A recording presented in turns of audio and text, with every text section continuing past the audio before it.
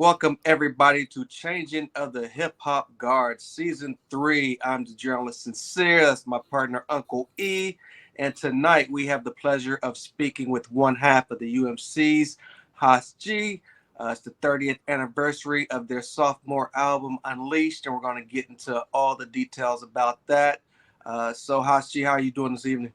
Oh, I'm great. I'm blessed. Um, I don't know. I think since last time that we all hooked up, I had a new granddaughter. Um, that was like, you know what I mean? That was crazy. Nice. Um, Congrats. Thank you. I appreciate it. And it's the roundup. It's the end of the year. It's like, all right, what did we do this past year? You know what I mean? To get ready for what's to come, once the cycle opens up again. And we never stop working. Right. You know that. So, No doubt. but this marks the end and the beginning of new. So I Right. think we ready. We ready again. No doubt. Let's take it all the way back. Fruits of Nature does its thing as your debut album. Very successful. At what point do you guys start discussing the sophomore album? Because there was approximately I believe, 3 or 4 year gap in between that time. So where was HAAS G at the ending of Fruits of Nature going into the sophomore album? I want to say almost sick to my stomach because I didn't see the residuals from that first album. But I can't complain because we caught a lot of notoriety. Like we did shows and we traveled the world and everything it did what it was supposed to do, that first album.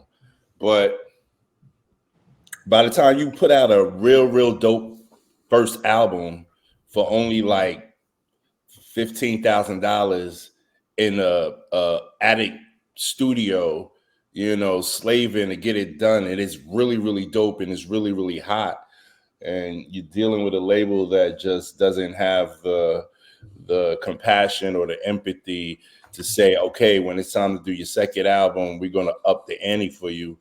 We took a real hit behind that, and hence that's what a lot of people don't really get when it came to that second album.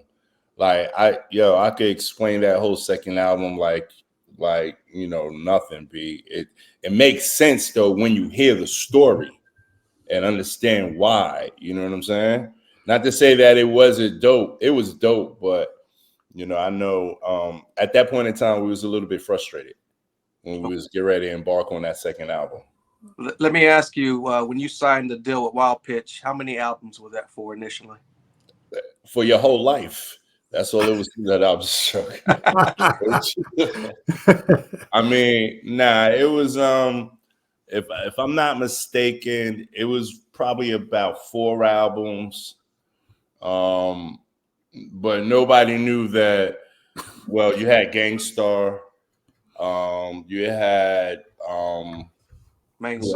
Main Source, Chill Rob G, Lord Finesse. You had all these groups on that label, so nobody knew that. Okay, this is just the indie side of the label. They're getting ready to get picked up by a major. You know what I mean? So all bets are off. Everything gets to change up. You know what I'm saying? So yeah, we agreed to do 4 albums with Wild Pitch, but once you got a major, like EMI coming in to take over and then start distributing Wild Pitch, guess what? Aren't we privy to, a couple of advances too? If the money sources is going up, so we all should get, blessed, and all the money should go up for all of us. I'm not saying, give away, what you worked for as an indie label, but you make us comfortable too as well. You know what I'm saying? And this was one of the things that was really upsetting in regards to who we were as the UMCs, in regards to Gangstar, in regards to Chill Rob G, in regards to Lord Finesse, Diamond D, all of us, like, we helped this label get noticed, be seen. Now, not to take nothing away from the label directors, the label head, the label executive, because they saw a vision too, But let's equally share some of this. You know what I'm saying? Right. So that's where we were. What do you feel? Did the results of the first album? Do you feel that had anything to do with the way you guys were treated going into the second album? Like, were there doubts in their mind? I mean, from let me hold on. Let me rephrase. From a fan's perspective, the first album seemed to have been doing pretty well for you guys. Mm-hmm. Like you said, you probably didn't receive what you would deserve from that album. But did that have anything to do with them saying like, well, our expectations weren't what we thought it would be with the first, and they kind of No, they loved the first album. Everybody loved the first album. Right. What ended up happening was behind the scenes of that first album. You got to understand, we accomplished a lot. That was our first time out, whole first rodeo. But we were always about going for ours. You know what I'm saying? So that's how we even got that first album. I told this story multiple times. It was because myself and Kim, we didn't stay on Staten Island. We knew in order to get it, we had to go out into the city, and we had to be about it. So, it was foot to pavement, hitting up all the record labels and running around and shopping demo tapes and, EPMD, please listen to my demo all day long. You know what I'm saying? And because we were dancers in videos, that was part of the hustle too. You know what I mean? This is how we figured, all right, we're going to maneuver this whole dancing thing and get into videos and then go get our own deal, whenever we get the shot. Right. So we got that shot when we were in Gangstar's videos. We was in multiple Gangstar videos, multiple Diamond D videos. We choreographed for Latifah. So all of that was part of the synergy that allowed us to get our deal. So we're getting our deal. Wild Pitch is in the building. We're going into the building.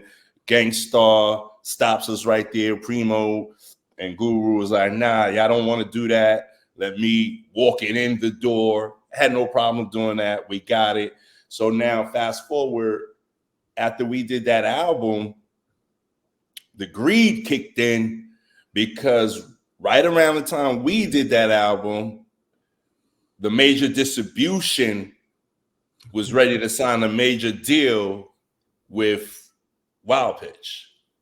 So now Wild Pitch is looking like, okay, we did our numbers with your albums and all of that. Everything was good, but I am not willing.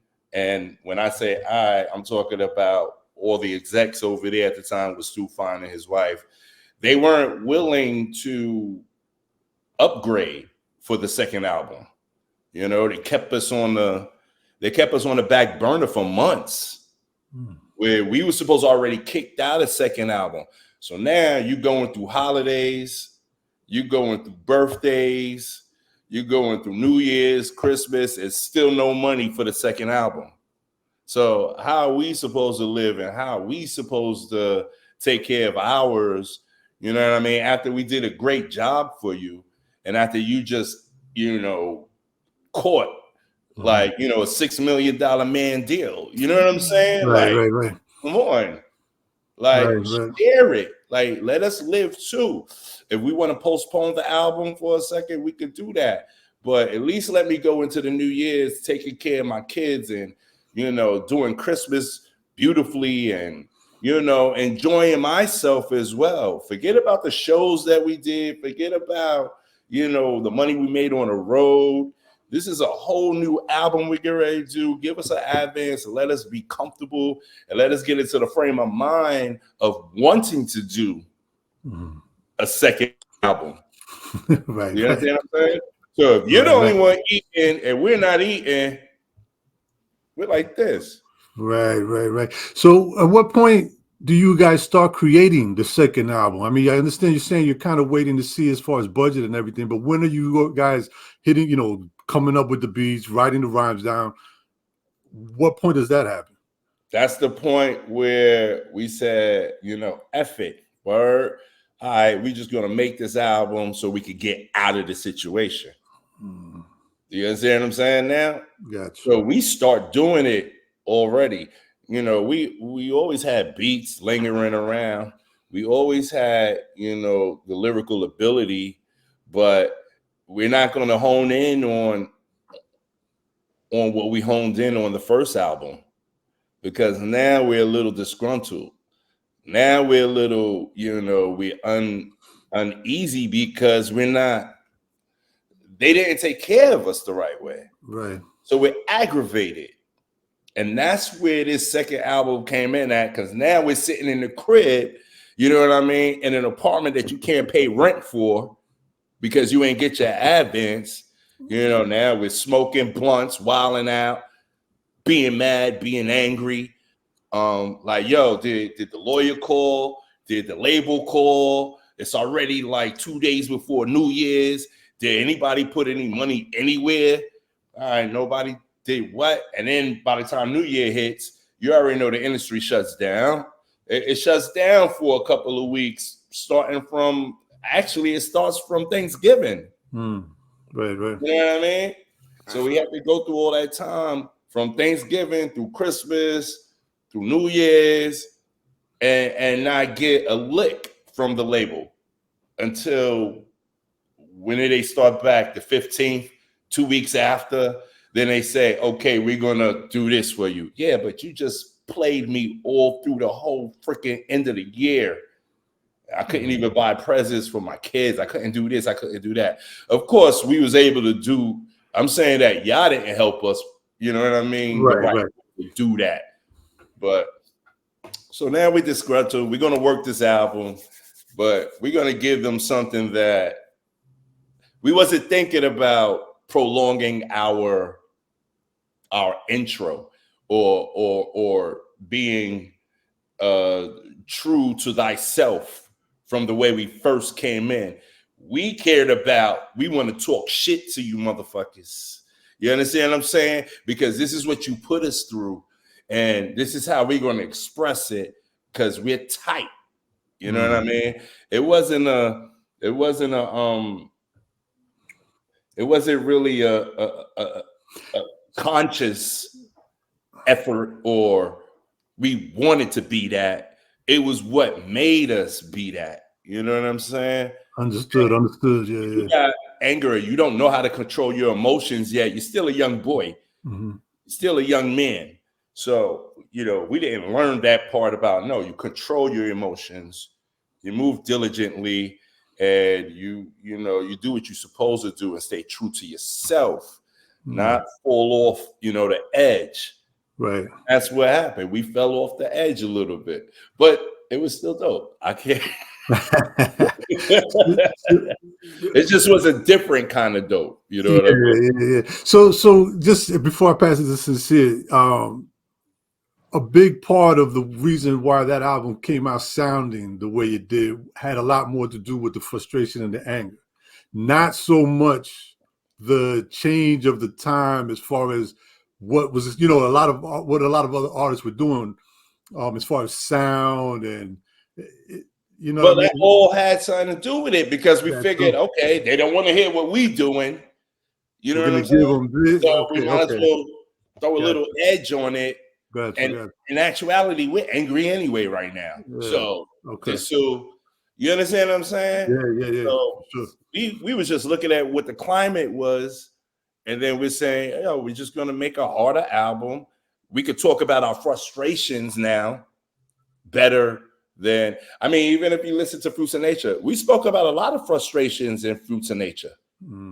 But the way we came through, the style was different. Was a lot different. You know what I mean? So by the time, you know, we was already extra frustrated, and all this music was going on at the time, we say, yo, let's just jump into it. Let's give them this album and let's get the hell out of here. I could care less of being you know what I mean? What's that called? you know, when you're just great at your craft and you're trying to be really, really poetic and you're trying to be very, very musically inclined and show the people, we ain't care. Man, throw a beat on. Let us just throw some darts on it and get out of here. And that's what that whole thing was all about. And, you know, I know a lot of people were disappointed because they really didn't understand it. You know, I saw both sides of it.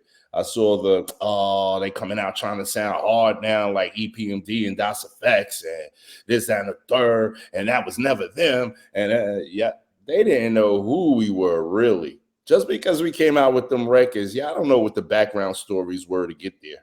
You understand what I'm saying? Yeah. I'm not gonna listen. I'm not professing. I'm just saying, it's people. The public is finicky, man. The public has no clue about anything. You know, that's why they're the fans, the fanatics. They follow what we dictate. And whatever you give, that's what they're going off of. You know what I mean? If everybody could do it, they would be doing it themselves. We're the ones feeding them. So you got to be careful. You got to be selective. You got to be, you know, poised in how you're moving and what you're feeding to the public, because they're not big. They just take it what they're being fed. And I think that was a big problem with the fans that you guys had starting off with the first album. That you guys created such a fan base and community, and everybody was so behind you that it just, and again, like you said, we didn't have any idea. We didn't know anything about the backstory. It's not like now where we have so much access to a lot of artists. We just, like you said, we only could see what we heard or what was on TV, and that was it. So I think I get it though. I understand now, because I'm not gonna lie, I'm one of those that were like, what happened to my boys? Like the UMC, you know what I mean? Like, what's going on? And I love my fans, my G. I love my fans. I love everybody who supported. If I could go back, I probably wouldn't. I ain't even gonna say I would do it different, because no matter what, I was still that younger kid that didn't know any better. When you coming from where you come from, when somebody do you grimy and dirty, the first reaction is to get back at them, grimy and dirty. You know what I'm saying? Right. Like, we ain't about turning the other cheek. We like, word, that's how you want to play? All right, this is what we gonna do. And it showed itself. Like I said, over the course of the years, I've had many conversations with my fans and, alliances alike, people, everybody involved. They understood the true story. I even made amends with Stu Fine at one good point. I mean, we hung out, we had lunch, we talked, we heard the apologetic stories. Sorry, I didn't do it the right way back then. Man, I messed up, but I was just trying to do what I knew or I thought was right. And all right, nah, but you didn't. And that's why we resulted in being, that group that came out with that second album that nobody liked. And then, not to mention, after that, it just got ugly. It got real ugly at the label. And then at one point, the major label, EMI, they didn't even want to give us no support. You know what I'm saying? There was no support anymore. It was like, yo, we love you guys, but our hands are tied. We can't do anything. And I'm like, what? You know what I mean? We just did that whole tour for y'all. We just got busy. We did Soul Train. No, none of y'all groups ever did Soul Train. You know what I'm saying? Three times. Like, what is this? You can't give us support and back us up? Nope, because the independent label had the final say. So the major could not step in to shield us or blanket us. We had to go with what the independent label was doing and saying. And we got caught in the web. Right. What do you remember most about those studio sessions? Which ones? The first half or the second half? The second. Second album. Second album, a bunch of pizza every night because it was cheap. You understand what I'm saying? A bunch of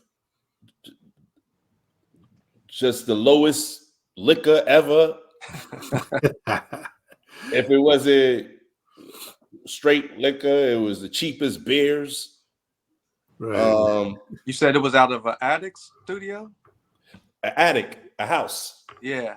Okay. The attic Yeah. built out. Banging studio. My man Shlomo Sonnenfeld. We was out in we was in Brooklyn, like around Smith and 9th Street in Brooklyn. So that's like what Red Hookish, Park Slope-ish, Red Hookish, somewhere around there. And we was just working in there late nights, call hearts, you know what I mean? Nappy dreads, you know, the sigh on the face. Yo, what time is it? I want to get out of here. You know what I mean? And like I said, just tons of pizza. Tons of pizza. That's all we could, you know what I'm saying? Right. But we still had a certain amount of fun because my DJ came in, Kid Magic. So he stayed out there with us. So it was, you bunk, you work all night, you take a nap, go to sleep, wake up in the morning, you got the ideas, you're still working. Let's just go outside, get some air, smoke this L, let's talk shit. You know what I mean? Even before breakfast, you sipping on a 40. You know what I mean? Yeah. And you let the ideas pour out again. You know what I'm saying? So those were the times back then, and that's how it happened. That's how it went down. It wasn't, it wasn't the most comfortable, but because it was us, we kept each other, comfortable. We rocked out with each other, and it was good. We got that album done 1, 2, 3. Who were some of the producers that worked on it? Oh, same producers. There's only 2, myself and R&S. That's it for both albums. No, we had we didn't have friends like that back then. You know what I mean? Right. We were the only group from Staten Island coming out. So you gotta remember, even though we toured with everybody, we didn't understand that aspect of, okay, so I'm doing shows with Ali Shaheed, and I'm doing shows with Q-Tip, and I'm doing shows with so-and-so and Busta and this one and that one. We didn't know how to really lock in those alliances so we could say, yo, when it's time to work, we need y'all to feature over here or we feature over there. We was almost alienated because we didn't get that part. You know what I mean? The only time we got that part is when we was just jumping in people's videos and we knew what to do with that. You know what I'm saying? And go to the parties. But we didn't realize, yo, you make alliances by having this producer produce for you. That producer got you on one of their records. You never noticed. We never featured on anybody's records at that time. Right. We were never about that at that time. We just self-contained, did our own thing. So R&S and myself, Kim had his input with production as well. And my DJ Kid Magic. Speaking of features, who was part of the Ill Demonic Clique? Oh, that was all family. IDC was, so it was my road manager, Jeff, my brother, Boo, my cousin Rush, myself and Kim, Quasi, who was my dancer. Everybody that was touching that was just people you saw around us all the time. Right. So the ones you saw on Soul Train dancing with us or whatever, they were rappers too. That was the plan. Let's get a deal for them next. You know what I'm saying? Like, but it was all internal family, all of it. Like I said, my brother, my cousin, my road manager, my 2 dancers, Kim and myself. So everything was just internal. And by the time you guys are working on the second album, did you have, management? Like, was there anybody in your circle that would have stepped up and said, "Hey, you know what? We have this group on the label. We have this person. Let's see if we could get a collab going." Or was there anybody in your circle that had that type of mind frame? Well, there you go. So we had the worst management from the beginning. I'm not even going to lie, because a lot of everybody at that time were new to this game. So when I say worse, not worse by their own merit, just not enough knowledge, Not savvy enough, right? you know what I mean? Sure. We was all working off of a whim. So my first manager, which, like I said, we got our own deal. So it wasn't no manager who got our deals for us, but we needed somebody to step in. So it started out with Tony Rasson was the most diligent, the most aware, you know what I mean? Because at that time he was partners with D Nice. And then Fushnikins, they were the interns at the management office where we was already the premier group. Oh, wow. So now all of this is starting to, you know, show itself, the circle. So now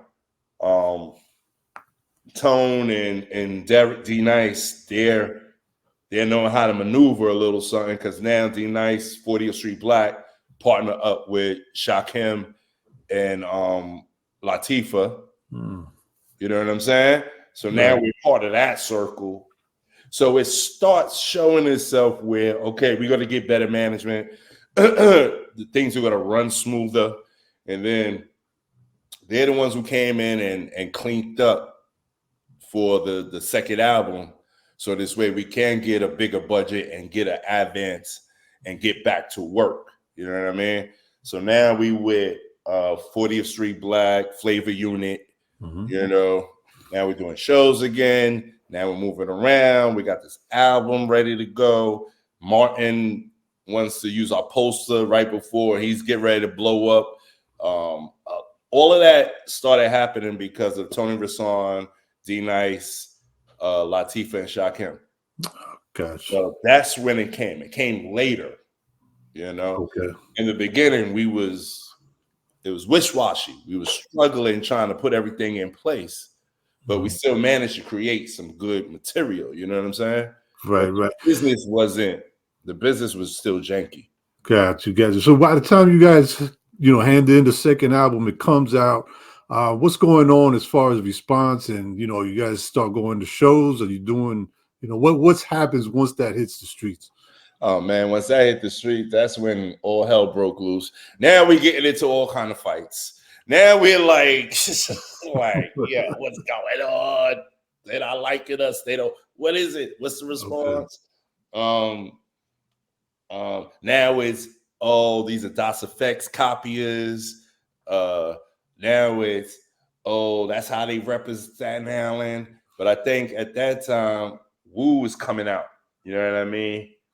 So now, I said this many times before, you could be the first one through that door, but you're going to take all the blows. You're going to take all the punches first. Right. So by the time somebody else is coming through, they done learned and they done they know what the blueprint is. They know how to move different. And that's how the W came through, because, it was a whole bunch of, they've been in the game around the same time, just as long. But we took those hits first from Staten Island, and along with Force MDs, Force MCs, however you want to refer to them. But we were the first ones taking the hits. So we came out with Time to Set It Straight was the first single, right? So it was still a little grimy, but it still had good wordplay, and it was having fun on the ferry and having fun on Staten Island. You know what I mean? Right. So we chose the singles as wisely as possible so that we didn't look like we went so far off with the singles. The whole album itself was a whole little different, but the singles was still in our realm. You know what I mean? As two dudes who know how to spit and know how to have fun with the lyrics and and have fun with the visuals. You know what I'm saying? So, but yeah, that's around the time where it was a little more chaos than needed, than wanted or expected, and that led to the you know what I mean? Okay, we got to regroup, we got to reinvent, we got to figure it out, we got to take time out because we know we're part of this game, and we got to just figure out the best way to be part of it and not let this tarnish our name or do anything like that. What do you remember most about that album cover photo shoot? Oh, Danny Hastings. Mm. Danny Hastings. We were downtown. We was in Soho. Not Soho, Meatpacking District. Mm-hmm. Okay. That's when they started giving us our budget, so we was able to go get new gear. You know what I mean? Like, finally. You know what I'm saying? All right, so what we gonna do here? It was Daniel Hastings and Sarah Perozak. Sarah's the one who shot the first Blue Cheese video, and you know, we all just collectively came together, and you know, me and Ken, we're on the West Side Highway, Meatpacking District, got on the new gear, like, yo, do something. What y'all want to do? So we did some jumping, some wilding out. And, you know, when they be catching it back then, how they was catching it, what was them 35 millimeters of the bang, bang, bang. And then they did the artwork to it. I was like, yeah, okay, we could go with this because it's unleashed. So we look while coming out, you know what I'm saying? Like, okay, I could go with this. This is dope. This is fly. Yeah, it was the camaraderie that we built with the people who did start with us from the beginning. You know, like I said, Hastings, Perozak, my managers, D Nice, all of that, you know, and to still be alive now and to see them, all of them still here and still doing things and elevating, you know, that's real dope to me, you know. Did you guys tour off of this album? Yeah, we toured off of everything. We mixed songs. It wasn't really touring off the album. It was just more or less just we went to UMCs to perform. You know what I mean? So we was still performing off the first album, blending in the second album. Second album, we probably did like 3 songs off the album. I can tell you right now, Time to Set It Straight, Hit the Tracks, and probably Evil Ways or something like that. Oh no, boom, boom, boom. You got to be real when you read between ill thoughts. Okay. You know what I mean? So it was records like that. We only picked like 3 or 4 off the second album, but majority of our touring and shows was all based off of the first album. And then we would blend those in because we had a video out for Time to Set It Straight. So it only made sense. You know what I'm saying? Right. Can you talk a little bit about DJ Kid Magic? Kid Magic. Oh man, that's the heart right there. That's the soul from all the way across the world who never knew he was going to be part of this hip hop game. You know what I mean? Based on 2 kids from Staten Island. Magic is dope. Magic, no, he's Ohio. So how Magic came about was, and this is one of the pluses that I was talking about too with Tony Rasson, Anthony Rasson, who was our manager. He's from Ohio. You know what I mean? They all Bay Area, they all Ohio. They moved around. So he got Magic to come out here to hang with us and said, yo, y'all need a DJ. He's excellent for it. So Magic had mixtapes, DJ shows out there. He was doing this thing already, from back in the day. But it was the union between UMCs and Kid Magic, my production, and how I was able to get Magic to do. He'll tell you to this day, I picked the perfect cut for One to Grow On. Okay. And that's because I was a DJ too. And I know the sound. And I know what we want people to hear. But guess what, Magic? I don't cut like that. You do. Okay. So this is what you're going to cut right behind this jazz loop. And you're going to get busy. You're going to be free. And this is going to be a signature. So let's do it like that. And we'll take the best takes. And he went through it like butter the first time. He caught it. And I was like, yo, this is it. This is it. And to this day, he gets homage for that One to Grow On cut.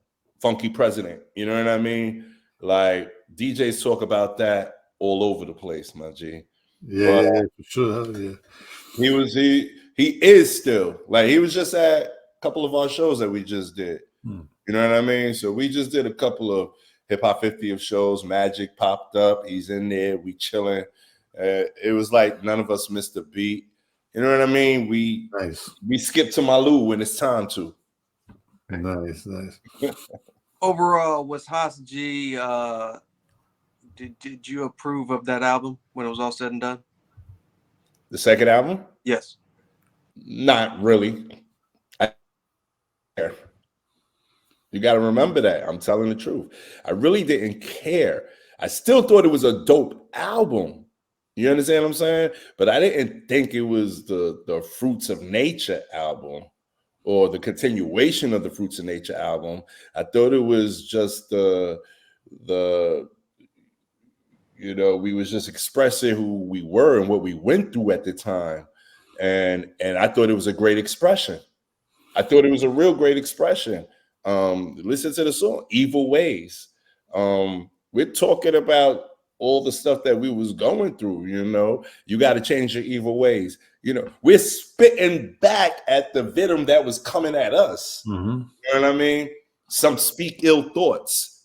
We was telling you something still, you know what I mean? When we hit the track, there's no turning back. So if we're going to go this far right now, we can't go backwards right now. You understand? What it's got to be. Now I'm talking to the chicks who was trying to tell me what I'm supposed to be doing. Nah, this is what it's got to be. Like, this is how it is right now. This is my life right now. This is how it's going to go down right now. So if you listen to the records and look at the titles, them titles are young men talking back to the world. You know what I mean? The things that the world gave them, we're rebuking. We're going back at you. And there's a reason why we're saying it like this. There's a reason why we titled everything. See, strategically, it was a dope album. If you're somebody who's, mental and cognizant, a real connoisseur, you'll know that everything had a meaning. There was a purpose for each piece. It was a puzzle that we put together, and it all made sense if you look at it like that. Right. Now, if you look at it from just a point of what is this? This don't sound like what I used to hear, or you don't see no strategy in it or nothing like that, then you're not going to catch it. You know what I'm saying? Time to set it straight. Why did we say that? Because it's time to set it straight. Right. Coming off of this first album, it's time to set it straight. I don't know if they don't appreciate us lyrically. I don't know if they appreciate us for the beats right now, because I'm all confused because so much done happened and I'm not seeing this thing work the right way between my label and the major label and the fans and the crowd. So, that's how we just started pouring it all out. But everything makes sense. Everything, trust me, everything makes sense, at least to us, because that's what we was living. Did anybody at the label, after they heard the album, did anybody respond? Like did anybody notice that you guys were taking, firing back at them? Did you have anybody realize that? What are we at 7 years now, 15 years, 30 years? Yeah. Man, listen, they weren't happy. No. They weren't happy at all, and we weren't happy neither. So that's how that's how the whole thing it got quiet. You know what I'm saying? The I'm an electrician, so the dimmer just went down. The only reason why I was asking, because I know, especially back then, sometimes some of those people that were working at these labels weren't really all that hip to, you know what I mean? Like they What's weren't going really on? as far as like lyrics or even like what you're saying. Like if you were paying attention, you would see strategically that. Oh no! Everybody there knew what was going on lyrically, because there was a lot that happened. Yeah. Internally prior to the album coming out. Right. Everybody knew what we was talking about. Okay. Like, trust me when I tell you. They was all privy. I think we was a gossip. We was the whole it was about us. Yeah. It was gossiping about up at EMIs. Come on, huh? And you talk about these two kids from Staten Island with a dope ass album called Fruits of Nature. But now they're rotten. You know what I mean? Like, right. Once that second album does its thing, was there any discussion for a third album on Wild Pitch, or was it pretty much dead in the water? All right, that was it. It was dead. It was going no more. That was it. I don't like to use the BB term. You know what I mean? I don't think it was that. It was just we're going to part ways. You know what I'm saying? And that's what we did, and that's how we both just left it. And we thought, all right, what we going to do? What are we going to do now? We're not going there. They're not going to take us there. Nobody wants to mess with us right now, but you're still dope. Cool Kid, you're dope. HAAS, you're dope. All right, you just gotta reconstruction. You grow from your mistakes. You learn. You reapproach everything. Okay, let's reapproach it. Like it's been many of MCs who've done that, and then they turned out to be the dude that was a dude from 30 years ago whose name was this, but now right. And you're like, oh, that's him, and you'd be like, you know what I mean, or like an MF Doom or something. You know how it go. Right. It started way before that. It started with I don't know, what was Everlast's name? Yeah. Before it was Everlast. Everlast. Was it always Everlast? Yeah. He just came out with the new record. He came out different. And yeah.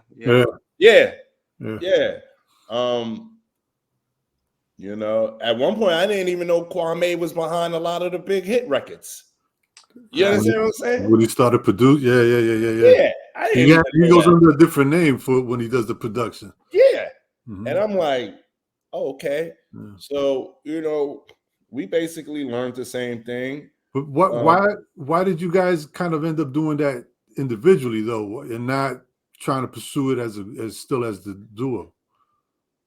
Well, because it was internal mess too. It was internal, okay.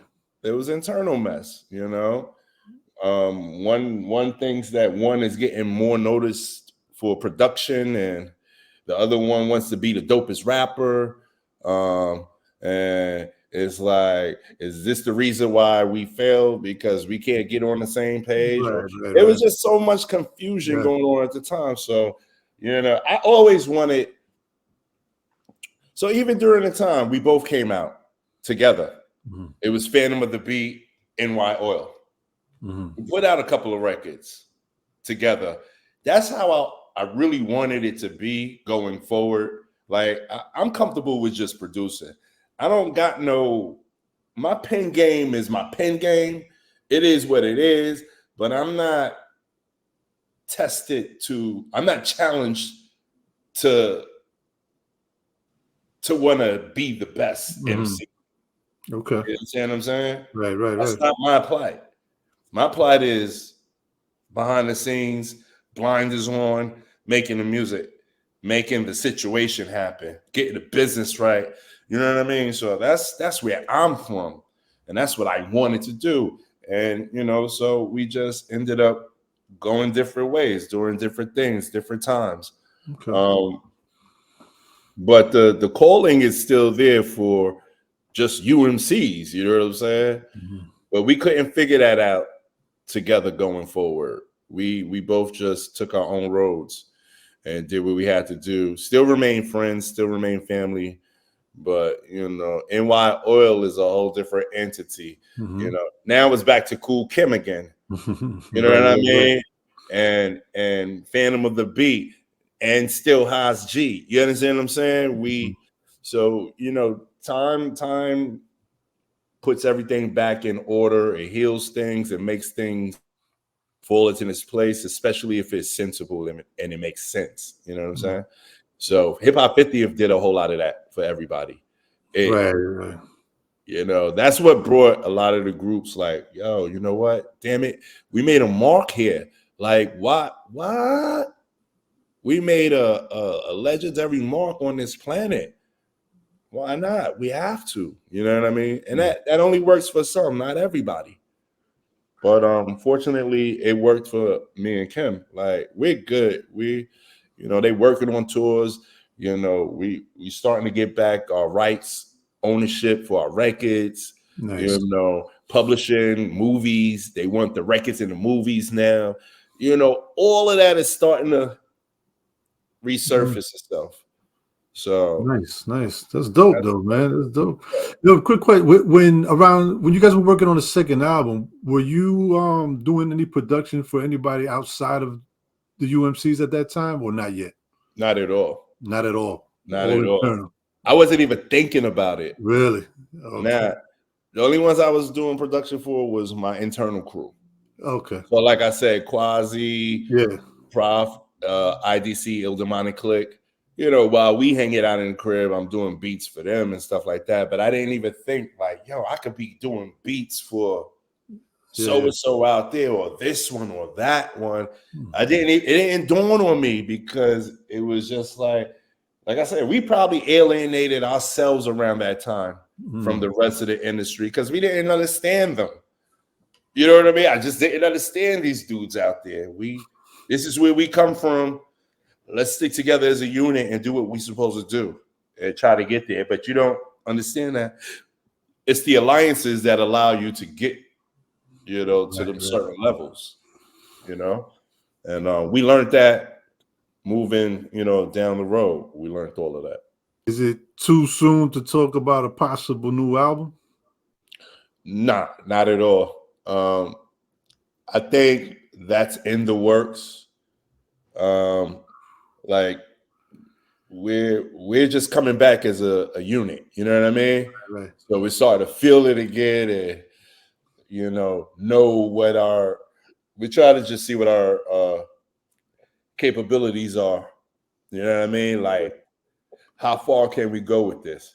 If it's not a new album, maybe it's just a quick EP for everybody. Yeah. You know what I mean? And a couple of videos, and get chiseled up and fresh again, and just you know what I'm saying? No, listen, just to talk, just hearing you even speak on it, and to that extent, Yeah, it's like, yes, that gets me giddy. You know what I mean? Like, that's cool, man. That's really dope. And you really don't lose this if you was about it. If you really was about it, you don't lose it. You just got to adapt to the time.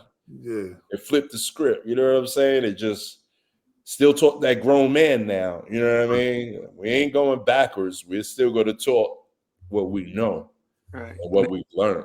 If you guys need anybody to carry your tour bags, me and E volunteer. We'll be there in Europe with you guys. If you guys need. Nah, I'm glad to have this. I'm glad you guys are here. That's the other thing too. I say it all the time, Sin. Like, without y'all, without y'all and this platform, you know what I mean? What is there? You know what I'm saying? We need this to get our word across as well. You know what I'm saying? And y'all not only know the lineage, y'all not only know, you know, the history, you know, you're just still in tune with the world as it is right now as well. So you're introducing to them this whole new thing that is already our thing. Right. You know what I mean? Right. Well, Phantom of the Beat, HAAS G, we appreciate the opportunity. We appreciate everything you've done for the culture. Before we get out of here, can you let the people know where they can keep up with you on social media? All day, every day. Check me out at Phantom of the Beat on IG. You can also check me out at Phantom Music on IG. That's Phantom with an F, FANTOMUSIC, Phantom Music, one M, all together, one word. Facebook, Phantom. What is my Facebook? You know, I got so nice and poised with Instagram. I'll be forgetting the Facebook, I but think Facebook is name. I think it's your FOTB Phantom on Facebook. And other than that, just Google, you know, HAAS G, Google UMCs. But we're around, man. We're doing a lot of work, and it's all out there. And like I said, I appreciate you guys again all day. Thank you, man. Really, really appreciate the opportunity.